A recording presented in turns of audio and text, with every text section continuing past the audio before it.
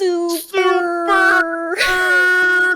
Yes. Got the cola. We are in it. Okay, cool.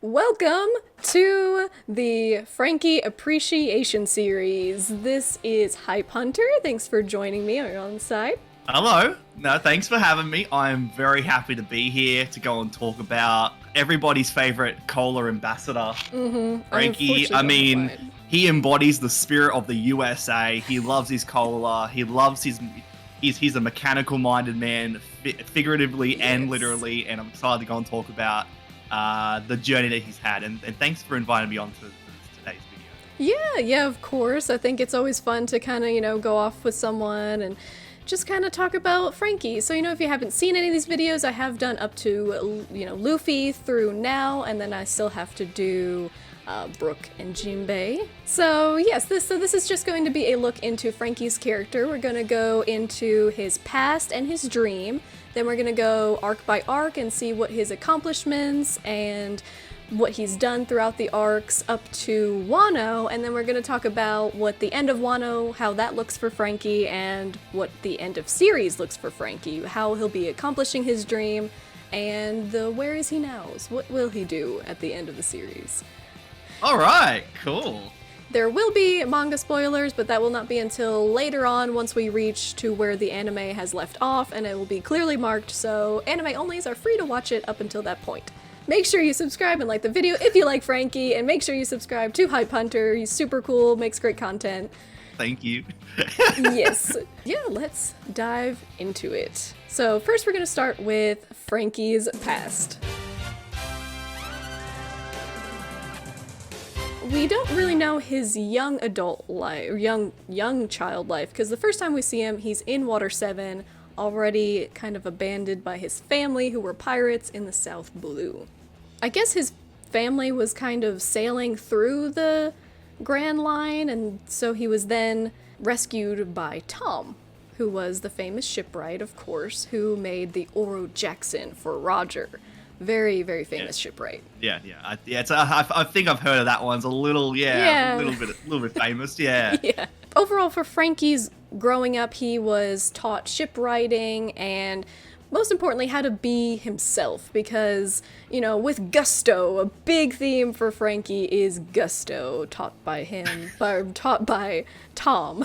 I think if you go to the old Oxford in English Dictionary or whatever the One Piece equivalent is, that level of gusto, you'll have a picture of, Franky on there. Yeah, just they're synonymous. I think they're one and the same. That embodies Franky. It 100% does, and a lot of that was Franky just himself, because even when we met him, he was already in a Speedo with his, his open Hawaiian shirt. He was already living his true self, but Tom just kind of put it further that it's okay to do that, and, you take pride and you do everything with, like we said, gusto. So, and then he also was, of course, an apprentice side by side with Iceberg. So him and Iceberg were Tom's apprentices at the time, and Franky used that time to build a lot of battle Frankies, which that'll, sometimes foreshadowing is relatively obvious. This is, fast forwarding a little bit, but this happened when Franky was young, is he was actually approached by Odin, and Odin asked Franky to join Roger's crew, which, can we talk about how that would have gone? That's a good what if video. Wow. Right? Okay. Imagine Franky. Oh my god, that's so cool. Do we know who Roger's actual shipwright is? Obviously Tom built it, but who was his onboard shipwright? Comment below if you know that answer. Write that comment, please. Please. So Franky could have been a very good asset to the Rogers crew, but with Franky's history of his parents, which we don't know much of anything about his parents, and I don't know if we ever will. They don't seem to be really that important, so I'm okay if we never do find out. But his family was pretty shitty. Yeah, it's not the best. Yeah. Yeah. At least when Big Mom was abandoned, they abandoned her on an island. Franky was literally just thrown overboard. See ya, sailor. No, They done him dirty. That was pretty bad. That's bad. Top 10 worst child abandonments in One Piece. Top 10 anime betrayals. Number 9. Franky gets thrown overboard. The last thing you'd want. And yes. The last thing you want in your One Piece childhood is to be thrown off the ship by your own family. But as it turns out, that's exactly what you went through. This is perfect. The memes.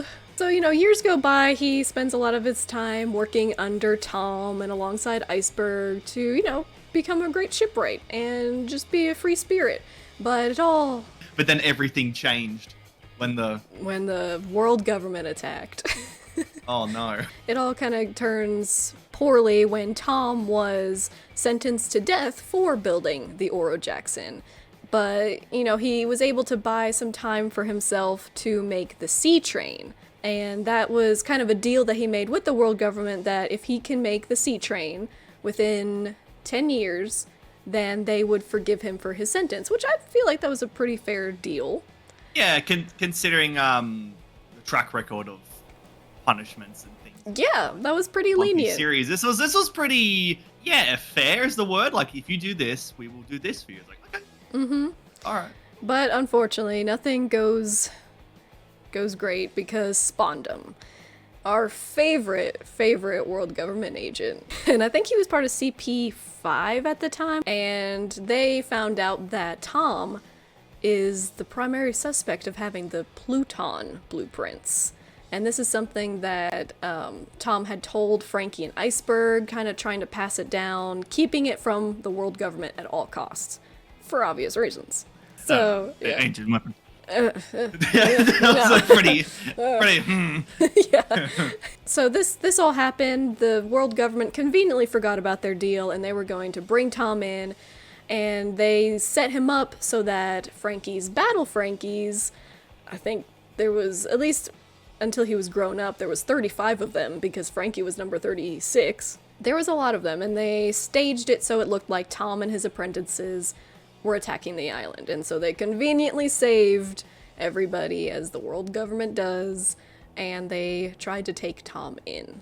There was a very important lesson here. Franky was very regretful when all of his battle Frankies attacked the island, and he was spouting how much he regretted making the battle Frankies, and that if he never made them, then this wouldn't have happened. And that earned a punch from Tom, saying, "Don't you dare regret your shipwriting abilities, your creations, your builds, because that's the one thing that a shipwright has to do, is they have to be proud and love their creations." So that was a really important theme that Franky learned there, and I think he carries out throughout the series. He loves himself, his own battle Franky creation, and absolutely, yeah, everything that he creates.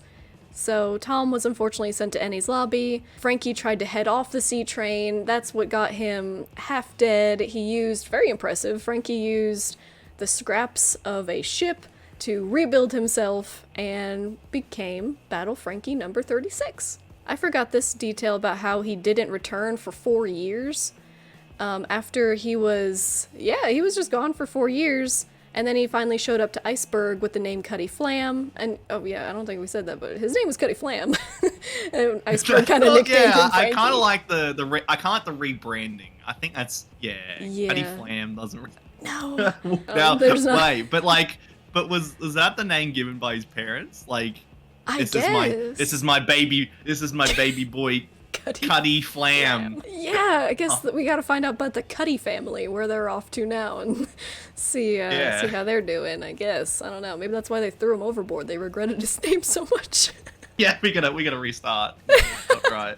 Cutty Flam was inspired by the ship Cutty Sark, which was a British ship that had been destroyed and rebuilt multiple times. So that was kind of shown that was an inspiration for Franky's name and everything. But ironically, though, it was a tea ship, very, very opposite of his cola motifs. Okay.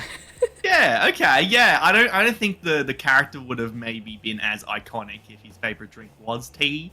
Right. I do think it embodies the American spirit with Yeah, and we see what happens to him if he does drink tea, and he becomes very proper and very British. So they showed a clip of him like doing that, and it was on the time skip when he didn't have any cola, I think it was. Or wasn't it Annie's lobby? Oh, yeah, that's right. And they're like, oh my god, Frankie, what are you doing? Get back to normal. Frankie's like, yeah. Oh my god, that's so cool that they did that. Yeah, wow. So different drinks do affect him in different ways. So luckily cola, that's why Frankie's the way he is. So yeah, so Iceberg named him Frankie. Originally Cuddy Flam, of course, and that was a nickname that they tried to hide because once Iceberg and Frankie were reunited, they kind of fought and bickered. Frankie was very disappointed in Iceberg for allying himself with the world government after becoming mayor, and with everything that they did to Tom, it's pretty reasonable why Frankie does not like the world government. Oh yeah, and as we can see with events that happen later on.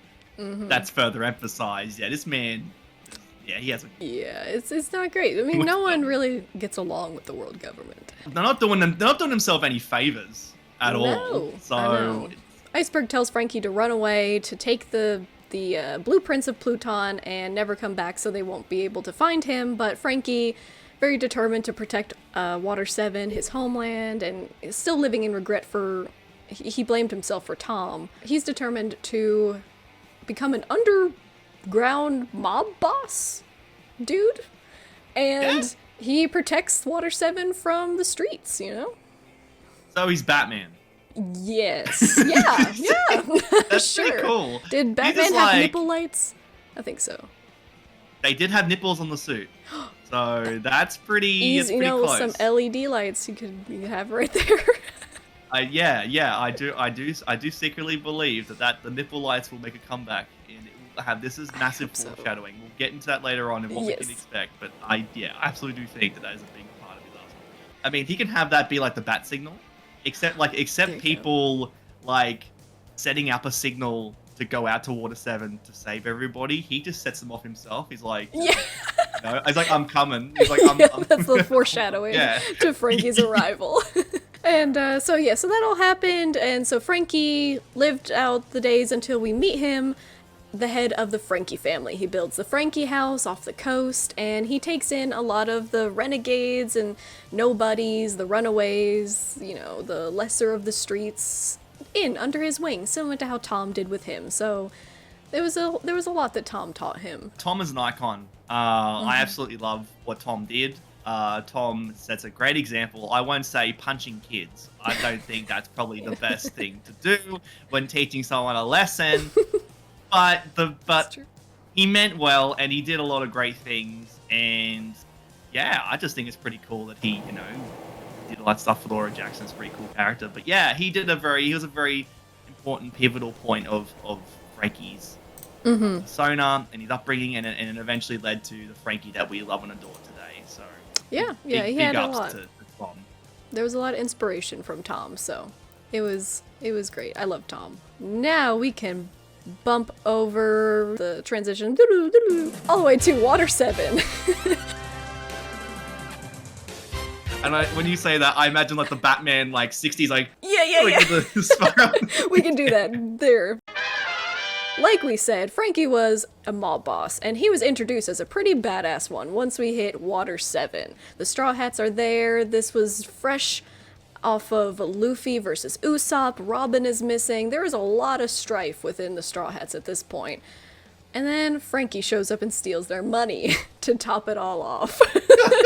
He's kind of a dick, but they're pirates. That's not the best first impression. And I will say, when all this happened, I was like, guy's not gonna be a part of the crew. This guy's he's an ass clown. He sucks. Right? This guy is a total ass. They headed the attack on Usopp. Oh man, my man Usopp. He put himself out there in one the greatest, most memorable moments in all of One Piece, standing up to Luffy saying, "No, I will protect the Going Merry." He gets beaten down, and then we get everything with Frankie and Usopp. He gets beat down again. Yeah, no, he fucks up. And then to make it worse, he just spends it all immediately. So they don't even have a chance to regain the money afterwards. I mean, obviously it all ends well in the end with the Sunny. But yeah, up to this point, they have been sailing on the Going Merry, and some shipwrights of Water 7 have deemed it unsailable. The hull is broken. It's just a matter of time before she sinks. So all of this comes to a head when Robin is taken to Ennie's lobby. And yeah, because then he was talking with Usopp. Him and Usopp kind of have a, you know, coming to Jesus moment where Franky's like, you know, he shoves him underwater and says, look for yourself, the Mary, you know, you just gotta let her go. I understand, as a shipwright, ships mean a lot to the crew, and I can tell that this ship meant a lot. If he saw the Klabautermann, they talked about that. You know, Franky has a lot of experience with well-built ships and well-cared-for ships, so he unfortunately had to force Usopp to accept that the Going Merry would be no more. And I think that was the moment where CP9 kind of barge in and capture Franky, because they figured out that Cutty Flam was an alias that he used to go by, and Cutty Flam was the person who had the blueprints. So, didn't end up well for him, but it brought him together with the Straw Hats in the end. Yeah, so it all worked out. Yeah. Again, I will say that it's taking from inspiration from his upbringing with Tom. Instead of going, he resorted to physical violence to put forth messages and encouragement by trying to drown Usopp. Which, I mean, Usopp, to be fair, he was very in love with the Going Merry. He couldn't separate himself with it. I mean, we all couldn't.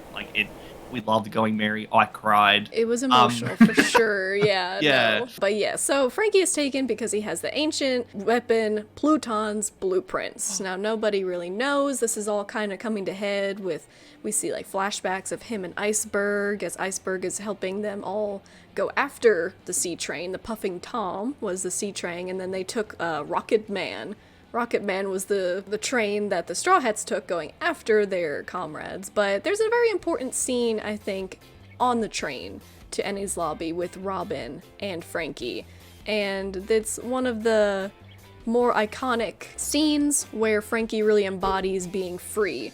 And it is the moment where he's kind of observing the way that the CP9 are treating Robin, calling her a demon, and all of these awful things, and Franky just says that it is not a sin to exist, that existing is not a sin, to live, that she deserves to live, that she'll find that out later on, but that was the first crack in her. I mean, I see that panel get thrown up every time I scroll through Twitter. I'm like, you know, how here's a cool scene for Leisure, yada yada yada, and then they'll get like that one panel of like, yeah, it isn't a sin to live, like, oh. Like, I know, yeah. You know, that we love that. Very impactful moment for Franky. The cat's just freaking out. Is your cat about to do the whole run up the bed? Yep. She just like runs sideways. Wait for it. Hi. Wait for it. Wait, is it a she? She, yeah, that's oh Chloe. Oh my god. Oh my god. Wow, she is going crazy. I was gonna say she's about to take off. She had the airplane ears. Yep, the plane ears. She never does this unless I'm like recording or streaming. She knows what she's doing. I've had that as well. Like I'll have all the doors open. I'll start like getting really into like a video discussion stuff, and the cats go, oh. Yep. It's like they probably think something's wrong. They're like, what's happening? Yeah, they're like, why are you talking? There's no one around. Are you okay? Are you in distress? Okay, so yeah, emotional scenes. That's what we were talking about. Yeah, it was making your cat so upset. Your cat was reminded of it. Yeah. It affects everybody. And I think it's even more impactful because I was kind of revisiting the relationship between Franky and Robin before they even met, because Robin was a big point of Tom and Iceberg and Franky keeping the blueprints a secret from the world government. Is a very important plot point, is that as long as Robin is a threat to possibly bring back these ancient weapons through the poneglyphs, they need to keep it out of the world government's hands. So it's very even more impactful that once Franky actually meets her, he's like, all the things that I heard about you aren't true, and you're not a threat. You're just a person living, another victim of the world government. Hey, fuck the world government. Yeah, like go for it something with gusto. light on fire. Yeah, yeah, that's right. Yeah, Fuck right. This is when the sunglasses are on, the words come out. Right, fuck the world government. All right, they can go to hell. Yep, I hate everything they stand for. Nothing They do absolutely nothing right in this world. All I hear about them is they do stupid shit, and I hate them. If you can say one good thing the world government's done, put it in the comment section. But you're wrong. You are wrong. You will be disliked and banned. No, just kidding. yeah. Everyone in support of the world government gets instantly blacklisted and banned. Now, in saying that, if you say, hey, Hype, hey, Laffy, that's pretty shitty. Why would you want to hide everyone's comments? That's what the world government does.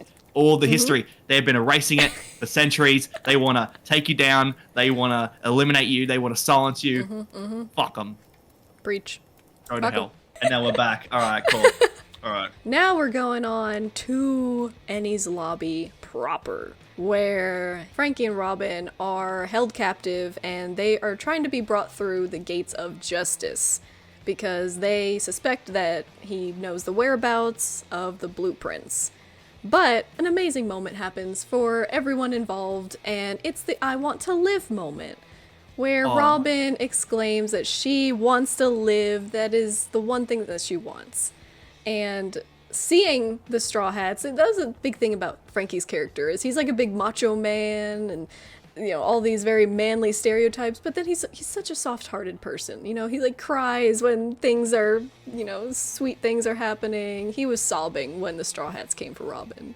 Yeah, he embodies everything of what a man should be. Like, he's not afraid to share his emotions. He's a strong-willed man. He cares for his friends. He just wants to do the right thing. He's a very nice guy. Yeah, very big softy. Yeah. Very hard exterior because he is a cyborg. Literally, very soft. Yeah, and we haven't really touched on his actual physique, really. But yeah, Franky is a cyborg, in case you didn't know. But wait, what? Sorry, what? Yeah, wait. Spoilers. No. All right. So, on that point of me saying that this man embodies everything that's right about how a man should be, this man is setting unrealistic body standards. This man he has been fabricated. He is manufactured. This is not the ideal body standard for men or women. And I think that I don't stand for that. I love him to death, but I just think that his physique and what he stands for and what he embodies. I bet he's not even made in America. He's a prototype. Is he even authentic? Is he really American made? You see, like, on his like underwear line, like made in China or something. Made in Mary Jo's. Made in Meshwa. Oh shit! That's the true reveal. Franky is the traitor. Oh, Franky is the traitor for this one reason. Yep.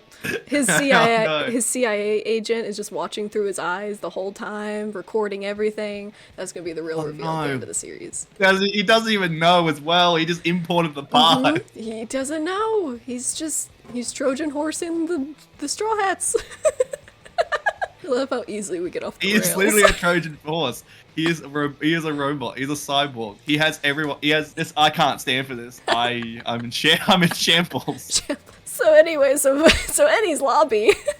Like I said. So Annie's lobby. Yeah. So Annie's lobby. Let's go. Franky sees that Robin is truly cared for and that she does not seem like a threat at all. So in front of everyone's eyes, he burns the blueprints to Pluton itself. He makes sure that everyone knows, and he burns the bitches. Holy shit. That's crazy. Yep. Man, environmentally friendly Franky, made out of cyborg parts, burning paper. This, oh my god, this is horrendous. This man is out for blood. This is bad. Okay. I mean, what a move. What a Chad move. I know, that took me by surprise. Yeah, that's pretty crazy. And that paper went up in flames, like, instantly. Like, if I said, all right, I'm going to do it, I'd be sitting there trying to light this thing. I'd probably get taken out instantly. Because, again, Cyborg, he's got a bunch of fire powers. We kind of got off the rails at that point. But yeah, he's like metal exterior. He's got guns in his arms. He's got a lot. He's got a lot.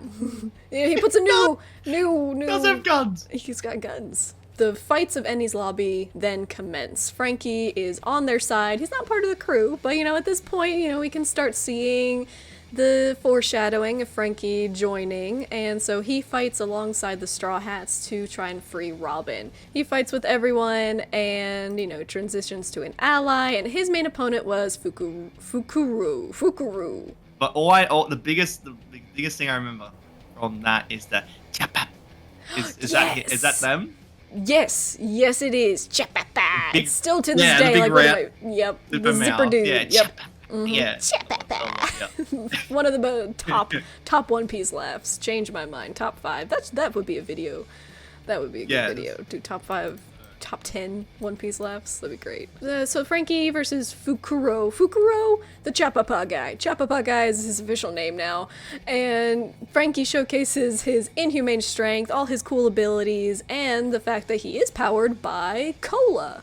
Once he's restored his cola supply, then he really takes out Fukuro. Fukuro? I want to call him Chapapan. Chapapan? I think that should be his name. Chapapan. Chapapan or Chapan. Chapan. Yeah, I think that should be there. It's just official name. Japan. Japan. Japan. So Franky defeats Japan with the power of cola. Yep. Yeah, okay. Franky takes him down, you know. Chopper is a big help. Chopapa is a big help in Franky's fight. Gives him the cola, makes sure that he wins, and he ends up getting the keys to Robin's handcuffs. So another bonding moment with them, that Franky is the one who heads them off at the Bridge of Hesitation with Sniper King in the background, and Franky shows that he's bulletproof, and he saves Robin. He uncuffs her, and the day is saved. Thanks to Franky. Yay, the end. All right. Thanks for watching. Yep. All right. All right, don't forget to like and subscribe to the Yep. channel. He does get his revenge on Spondum, because that is another character arc. I mean, Enies Lobby is crazy, because not only is it Robin's arc, not only is it Usopp's arc, but it's also Franky's arc. 3 major character moments for 3 major Straw Hats, and it's just crazy. So, yeah, Franky gets his revenge on Spondum for all the things that Spondum did for Tom. To Tom, not for Tom. He did to Tom. I'm doing this for you. Yeah, yeah, what a sick. I love you. This is for you. But he slams Funkfried, the greatest sword out there. Sorry, was that bad timing? He slams Funkfried. That sentence, oh my god, I'm gonna cry. Just that sentence is so funny. It's the fucking random ass elephant that, like, oh my god. No, this isn't a dick joke. His elephant sword is just an elephant sword. I hate to break it to you, Spondum ain't packing. I'll tell you that. How can a man with that face be packing? Like, come on. Man. Yeah. He tried to Franky rebuild himself and did it right with the right parts. He just ordered off Wish. Wish order elephant sword didn't go as planned. But the picture looks like this, and it says Zunisha, but it's supposed to look like this. Oh, have the Simpsons edit where it's like, that's one fine looking barbecue kit. Why doesn't mine look like that? It's like, oh, this is probably the most off the rails video you've ever done on this series. It's amazing. It's very Franky. You know, this is true. Franky. That was Franky's major contribution. Is he saves Robin, he sees that Robin is not a devil, saves her, and then with a big Franky coup de vent, they escape with the help of the Going Merry, who showed up one last time. And it was a very emotional scene when the Going Merry was sent out with her Viking funeral. I cried a lot. Oh, yeah, no, it was... I meme on the Going Merry a lot, but... I'm getting... You've been talking shit about the Going Merry? What have you said? Say it to my face right now. Say it to my Franky eyeliner right now. It's kind of horrifying. I'm not gonna lie. Oh, that's the physical manifestation of she's like, the Going I Merry. want to sail one last time. She's literally in flames. I'm like, okay. When you put it that way, I didn't like how the voice you put it was like. It honestly did sound like Mickey Mouse was on fire. Like, yeah, it was kind of horrifying. You just see the flames and the tears, and she's like, I wish I could go a little longer. I never thought you'd make me laugh talking about the Going Merry up in flames. Going, I wish I could go a bit longer. Never mind. You know what? This isn't a Going Merry roasting session, unlike the anime. I'm so sorry. Holy shit. So anyway, now that we can talk about emotional emotional scenes. No, but in the moment, the Going Merry was emotional. It's very sad. It was sad for all the Straw Hats. You know, it was a crewmate, and you know. But Franky once again saves the day with making the 1,000 Sunny. It wasn't at first what I expected. It was a very, very flamboyant ship, and very Franky though, and you know, like everything, you learn to love it. It's One Piece. What were your first thoughts of the 1,000 Sunny? I thought it was big. I'm like, look at this thing. I'm like, it was enormous. And then also, yeah, but then also it's the whole thing of like, okay, so the Going Merry lasted this long in the story. Like, surely the 1,000 Sunny's not gonna last this long. For like the rest of the series, and if it's the last ship, like, you know, like this is surely. But no, it's chugging along. Spoilers. Yeah, I love the mouth laser. I love the mouth cannon. I do love that. Yeah, that's a big thing. Very Franky inspired. Yes, yeah. So he made the ship a Battle Franky, you know, just another continuation in the line of Battle Frankies, and it was made by Adamwood. So kind of to repay the Straw Hats for all the trouble that he caused them, he used a big portion of the 200,000 berries that he stole from them to buy Adamwood in preparation to make his dream ship. That's what he did. He made his dream ship, and he originally wasn't even going to sail on it, but Iceberg was the one who came forward and said that your dream isn't just to build your dream ship, it's also to sail on it as their shipwright. What were your thoughts on the whole Franky joining the crew scene? Because that's a memorable one with, you know, Robin's powers and everything. Yeah. You know, like, you know, grabbing life by the balls. Sometimes you gotta. It started the beginning of massive shipping of Franky and Robin. What better way to really emphasize this sort of connection is the fact that he has held his balls very tightly. Yes, this is true. I ship it. This is, yeah. And on the topics of ships, if this is something that has happened since, have yet to, you know, we don't know. We don't see a lot of scenes between the islands, so that's true. You don't know what, you know. She's got a lot of powers. Yes, but yeah, Franky, that scene, yeah, it was nice. I did cry as well. Not by her squeezing his balls and feeling that through the screen. It's it was very memorable. Leaking his OnlyFans out to the world. He was just running naked, as Franky does. He's like, I don't care. I'm not doing what you say. But eventually he does, with tears streaming from his eyes as a cover-up, you know, just because of what Robin did, not because he was sad, because he was too manly to cry for that. That was the whole cover-up. That's right. That's right. Absolutely. Yeah. So he officially joins the Straw Hats at this point. Yeah, it's really cool. Like I really love like this arc. It had a lot of development for a lot of people. Yeah, we had like Usopp, we had Robin, we had, you know, all the crew pretty much having their power ups. We had Chopper going into like beast mode, going into like massive, and then you have Franky having his character development, building him up to become an eventual Straw Hat member, and having that huge payoff. Like, it was a fantastic arc, and the fact that it did all of that and really build up Franky to be that Straw Hat member that we love. Yeah, it did wonders for him, and I'm a big fan. Yeah, I was a big fan of Franky too. I think he's fallen off. You know, he's one of the more underappreciated ones for sure, but you know, every time you really look at Franky, and that's what this series is for, is, you know, looking at each individual Straw Hat, because a lot of times they get kind of pushed to the background, but we really want to see what have they accomplished. So moving forward, kind of quickly up to the time skip, Thriller Bark, we see some more of his amazing shipwright abilities, where he builds Fortnite stairs in midair. That was an impressive tactic. Shit, Franky started Fortnite. Yeah, Franky was playing before it was cool. And we also get the reveal of the Mini Mary, which is a cute homage to the Going Merry. And, you know, we see that the Sunny really is like a weapons ship with all the different docks and powers and a lot of stuff. And we see his strength of fighting Moria and fighting, you know, all of the Straw Hats fighting together. There was a lot of, you know, cool, impressive fighting moments from Franky, but overall that was more Brook's time to shine.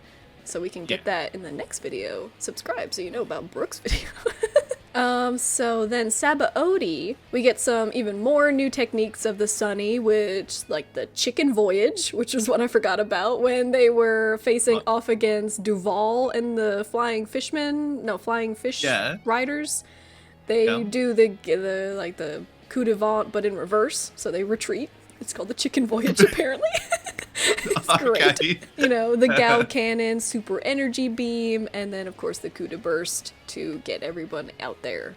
He was sent to Karakuri, not to be confused with Katakuri Island, an island that was revealed to be Vegapunk's hometown, which was a big, big thing. And, you know, with Kuma and his relationship with Vegapunk, it's no surprise that he saw Franky and was like, this man needs to go see Vegapunk, or at least, you know, learn about Vegapunk. So there was a lot of connections there. He unfortunately also destroyed the lab. And his face, which was very horrific. That was, yes, that was a horrifying scene with Franky and just like his eyes. Like, oh boy. Oh boy. I think that was my sleep paralysis demon at one point. I remember just like waking up and seeing him just like there. He did manage to find some research in the rubble and kind of before he exploded everything. So this is kind of setting up even more connections to Vegapunk. A lot of the Straw Hats have connection to Vegapunk, of course, but Franky is directly using Vegapunk's experiments and creations. So I think that's really cool, and I'm excited. We'll talk about it in a second, but Vegapunk and Franky meeting finally will be something. It's crazy because there is so many different things that have been foreshadowed and set up and everything. It's like, you know what, that hasn't really been touched on. And of course, there is stuff happening at the moment in the current chapter that's happening, but it's like, you've got like Vegapunk, you've got Green Bull, you've got every sort of thing you can think about. It's like, oh yeah, that was mentioned, but we haven't really got there yet. Yeah. Like, it's all going to come to a head, and yeah, Vegapunk and Franky's going to be a big one. Yeah. He's going to like go up to Franky going like, my order, like you destroyed like I know, yeah, that's going to be a point. Is like, does Vegapunk know that Franky destroyed the island, or is that going to be a reveal while they're meeting? That'd be really funny. Yeah, there's a lot that Vegapunk is going to show Franky. Once that meeting actually happens. But in the meantime, Franky uses the notes and research papers left on Vegapunk's island to upgrade himself once more into something else. You know, we go through the time skip. What were your first impressions of time skip Franky? Because it's quite a controversial opinion. This man wide. This man wide. It's wide. This man big. Like, I was like, oh man, here's Zoro looking beastly. He's got a cut eye? What's that about? That's crazy. Oh my god, Sanji looking fantastic. Oh my god, Luffy looking awesome. Robin and Nami. Oh my god, like this man wide. Like this man big. Wide. This man is like what is this? Yeah, what the fuck is that? I will say I was not a fan. Mostly, I thought it was very strange, very weird, like very startling. Yeah. My main complaint really was the hair. I mean, throughout the series, he kind of makes it a quirk that he can change it, but I just missed the pompadour Franky. It was a key characteristic, and I did miss it, but eventually, you know, kind of got used to it. But moving forward, yeah, so I wasn't a fan of time skip Franky. That was probably the only one that I wasn't a fan of, because the rest of them were fine. But yeah, absolutely, yeah. I just thought, he was the most startling, jarring, and a bit like, what's going on here? That's a bit much. I don't know. Like Nami says, like, what did you do to yourself? Did you do that to yourself on purpose?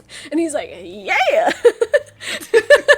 We're like, okay, all right, Franky, you do you, boo. But he does arrive back on Sabaody. He meets with Kuma, so he's the one that witnesses that Kuma was the one that protected the Sunny, and that was a pretty impactful thing that we won't go into. But there's a lot with Kuma and Vegapunk, even more connections there with him and Franky. But moving on to Fishman Island, Franky's only real big thing was that he meets Tom's brother, which was really cool. It was his younger brother, Den. But Franky, of course, the softie, cries at Fisher Tiger's backstory, and he was there throughout all that development with, like, Jinbei and everything, and then all that leads to the big fight against the new Fishman pirates. Franky reveals more new weapons that he got over the time skip, like the Black Rhino and the Brachio tank. And most importantly, the Iron Pirate, General Franky. Oh and my god. that is the big. You thought he was wide before. Now he's big and wide. Oh, he is. Yeah, he is. Oh, He shops boy. from the big and tall now. So that was all Franky's contribution. Fishman Island, it's Fishman Island. A showcasing for everyone's power-ups, and we got that for Franky. Officially in the new world proper, Franky goes to Punk Hazard, and we get a little bit more of Franky's soft side again. He's caring for the children and really helping out there. We see more of Franky's kind of connection because Caesar sees him as a connection with Vegapunk, and he tries to even capture Franky. Do you remember that part with the Yeti Cool brothers? It was actually Nami in. Oh yeah, Franky's body. I'm sorry. I was just imagining Chopper's face because Franky went into Chopper's body, and that to me was a very Yeah. As Robin said, time. like, don't speak. Just don't. And then Franky, of course, in Chopper's body, as soon as he finds out how to do the monster point, he's like, okay! Immediately goes monster point in Chopper's body. Some great moments there. But he fights Baby 5 and Buffalo, but overall not much there. And then in Dressrosa, he just kind of leads the alliance between the toy soldier and the Straw Hats, because he sees how the toy soldier, he's just a little toy, but he has so much gusto that Franky has to help them. Of course, yeah. Like gusto attracts gusto. That's just the thing. There's a magnetic attraction to that, and I liked Franky's involvement, though, actually, in Dressrosa, because he was there with Luffy side by side in the beginning of it, because he kind of kept Luffy on track when Sanji and Zoro were running off into different places. And then he even did, like, a cool good cop, bad cop with Luffy, trying to interrogate one of the workers, trying to find out where the factory is. I was like, damn, this is pretty badass. Luffy's not usually involved with that, but Franky's like, nah. We're gonna get some answers. Go back to his roots. See, cool. It was a good callback there. I think we need more of that. I think we need more gangster Franky, because that's pretty sick. That's something too. That's something that I has been very apparent, is that I think about him back in the day and how he used to be like very. The word I want to say is hard. Taking number. Hard I mean, boiled. he is hard boiled. Going into Senor Pink. Oh my god, yeah. Oh well, speaking of the arc, Yep. but yeah, like he used to be a lot tougher. Like really kind of like I'm gonna get answers. I'm gonna be really kind of full on like gangster mode, and he hasn't done that so much since. He has that little bit like you said there, where he does it with Luffy, and it's like, I know what to do. I feel like he needs to bring that out a little bit more. That's something I feel like, I agree. Yeah, but Franky versus Senor Pink, that is the manliest manly fight of manlyhood. Top 10, there's a top 10 for you. Top 5. Like, oh man. Now, I recently downloaded the One Piece Treasure Cruise. I got some packs. I'm like, oh, there's some pretty cool cards. I got like Ace. I got that. Ooh. I got this. Oh my god. Like them. They're crazy. Like, Holy this is shit. crazy. Oh my god, that's some. What was it called? That's some fan service right there. I was like, this app is. Oh, they know what. Wild.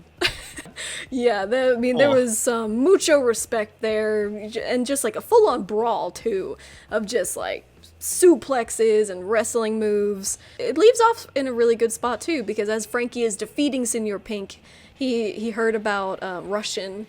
Senor Pink's wife. So he's like, you know what? We should get a drink after all this is done.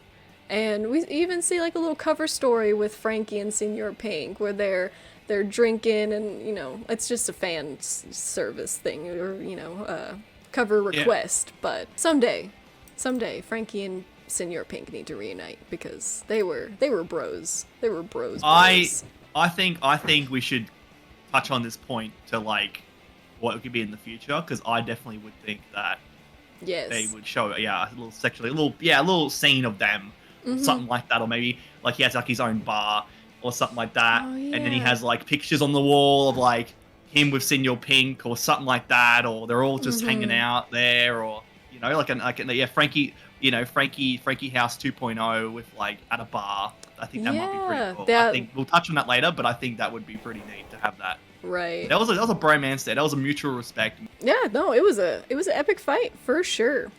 And so going forward, Zoe wasn't really a big Franky thing. Nothing really to say there. It was a cute moment where he was like one of the adult Straw Hats with him, Brook, and Robin, where they were trying to like protect against Kinemon and Kanjuro. But then they all fell asleep. But it was cool to see him kind of involved in like the older, more mature Straw Hats. But then they don't. But overall, there wasn't too much. A lot of reveals, but not big Franky reveals. And then he's, of course, not part of Whole Cake Island, so we're gonna finally get to Wano. Yeah, I remember Franky, I felt like he was kind of underutilized in the beginnings of Wano, because there was a lot going around with, like, Luffy getting there, and then the whole Kaido thing.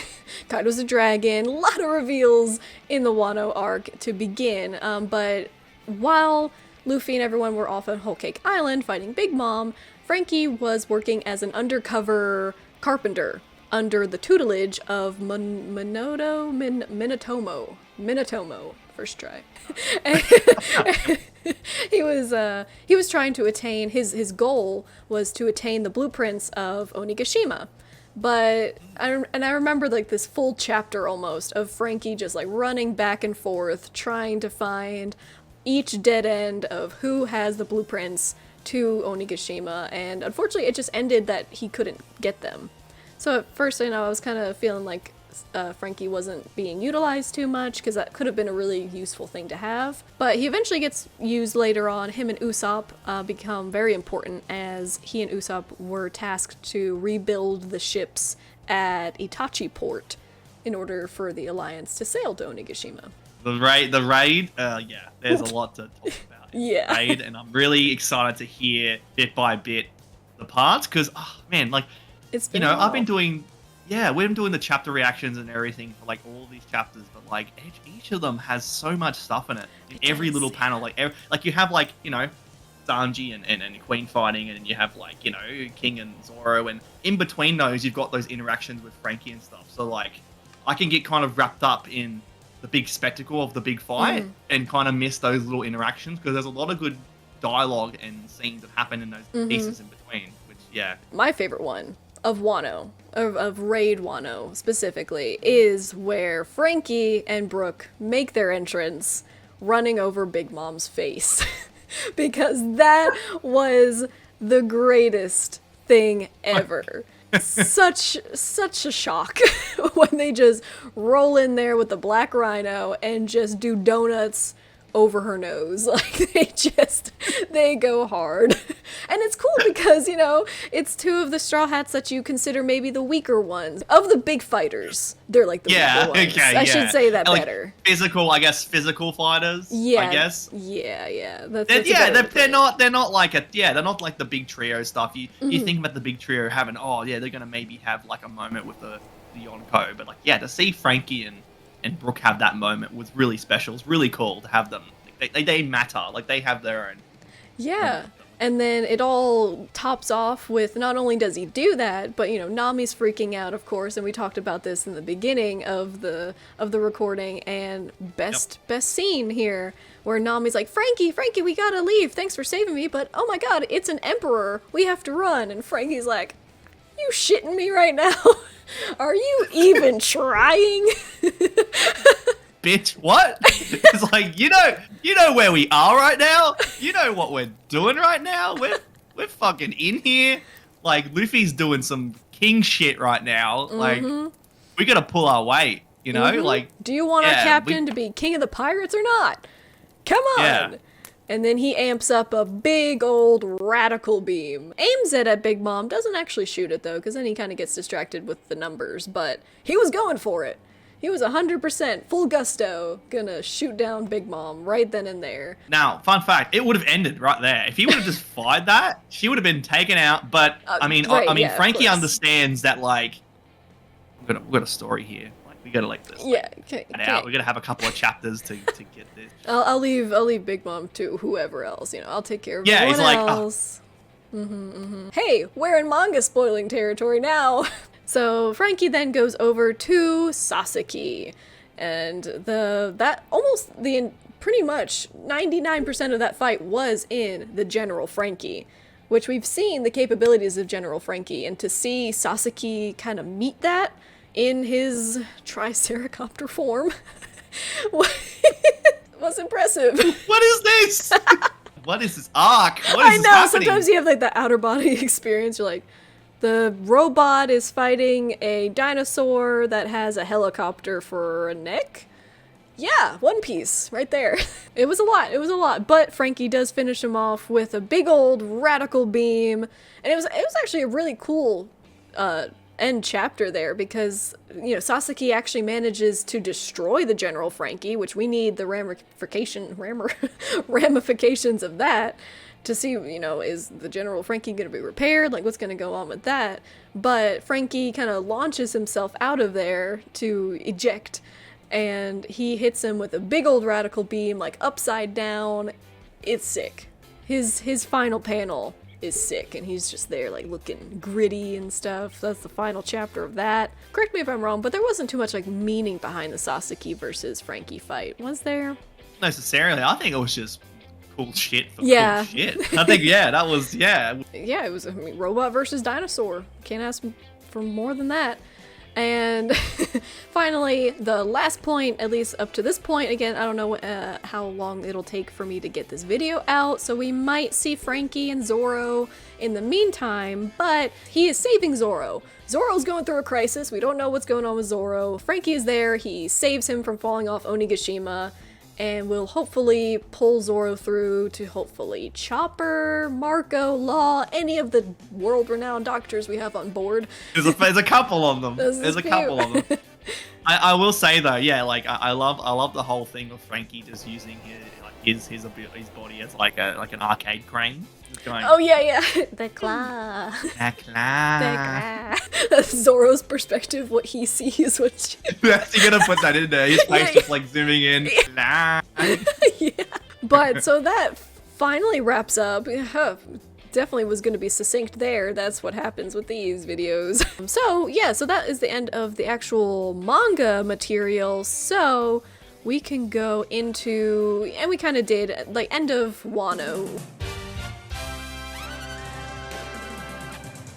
What are your predictions for Franky? I know he probably, you know, I say this hesitantly, he might not have a big role for the end of Wano, but It's so difficult because, you know, like in every sort of one of these arcs, it's a matter of like, okay, Franky is an instrumental part of their escape, whether it be like the universe or something. that's true. Like, he's kind of a part of orchestrating how we're going to get out of here. But at the current moment, shit is hitting the fan so hard, and I don't know what, like, these next few chapters that's currently happening after, like, you know, this is what we're recording this for 1,000, like the last one was 1,043. Yes. So as you can imagine, Big. a lot of shit happened there. Big cliffhanger. Now the ramifications of that, it's impossible to tell. Like, I have this feeling that, like, if it's as big as what we think it could be, like, the whole world and, like, kind of the trajectory of what's happening in this arc is going to flip, like, massively. So it's hard to sort of see how they're going to transition from this to the next part. It's impossible to tell. Yeah, the most I can just say is he's going to be in some part helping orchestrate the escape, but I cannot say. I could just throw some out and go, okay, they might go, if the next arc is Elbaf, I don't think they'd go straight to there. I think there'd be probably a bit in between. But maybe you have something that you have an idea of, because I'm... Yeah, Oda's not giving us any favors, which is not a bad thing.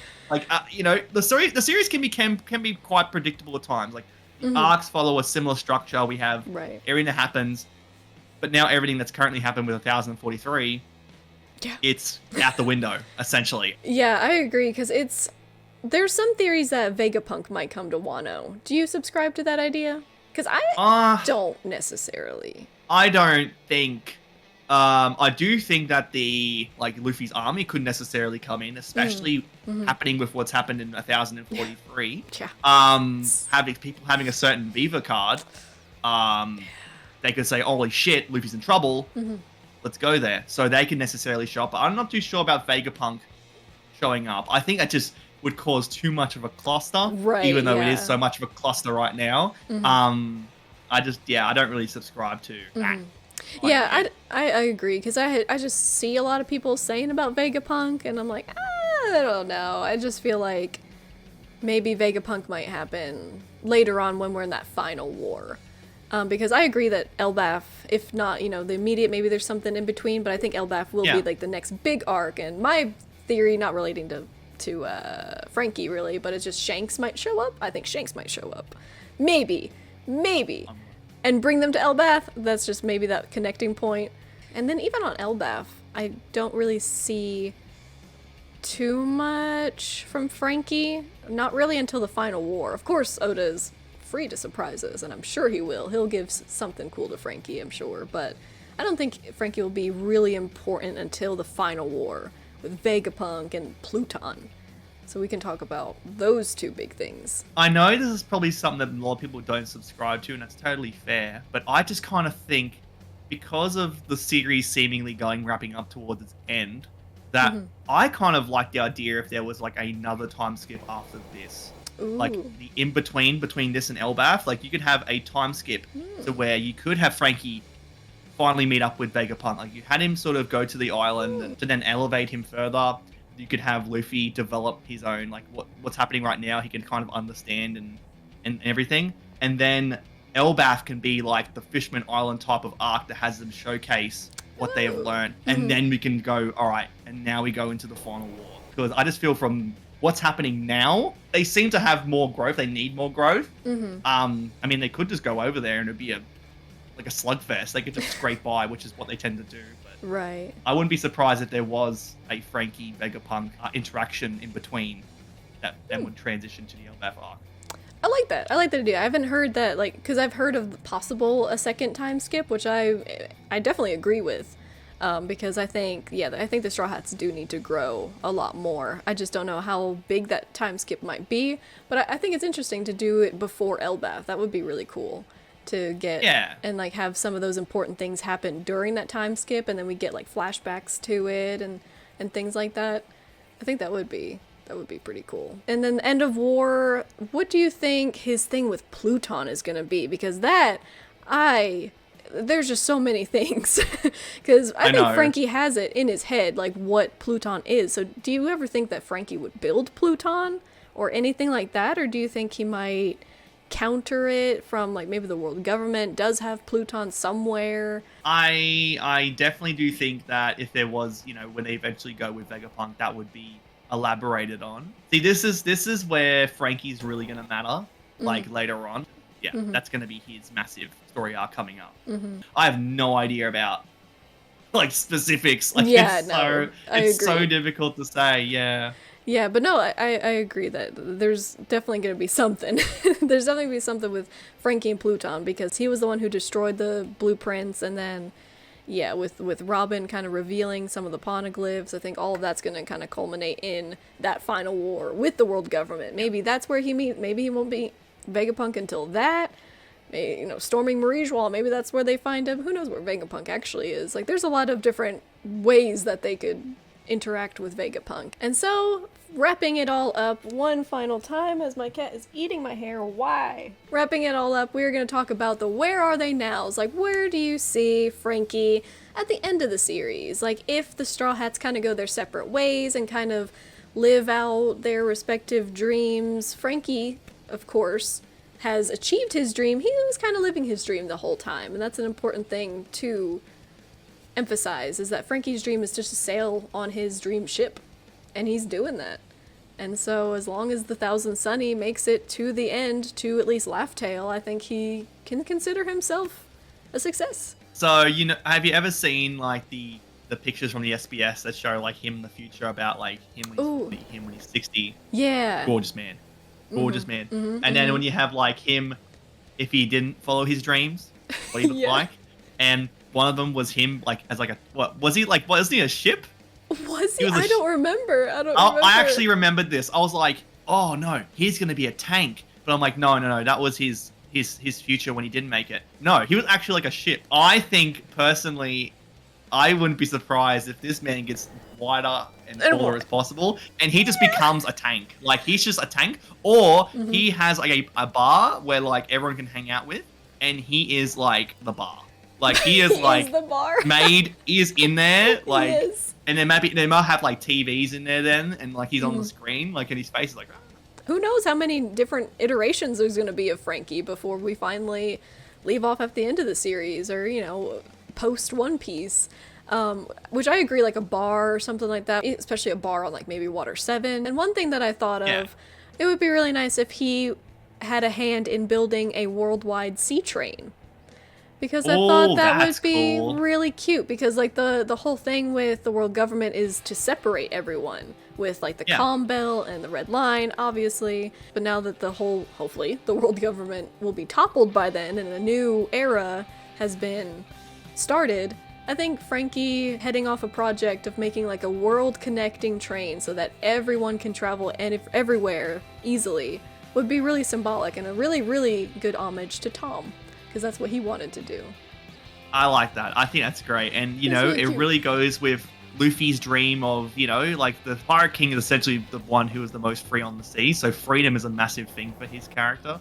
So to have Franky embody that and then, have that worldwide global sea train. He could actually become the sea train.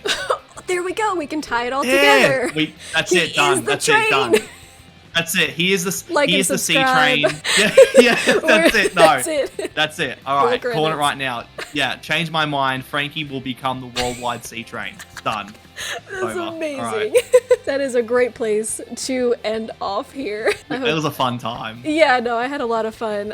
So yeah, that wraps up the Franky appreciation video. And thank you again so much to HypeHunter, you're on the side.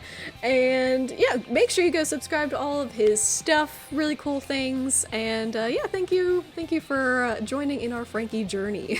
Oh, thank you for inviting me. Franky's such a fun character, and it really means a lot to be able to.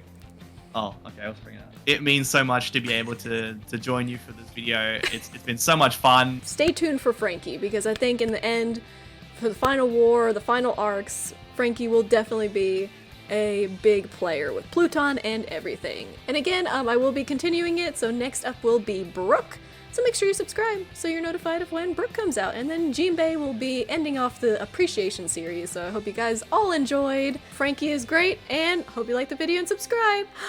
Super!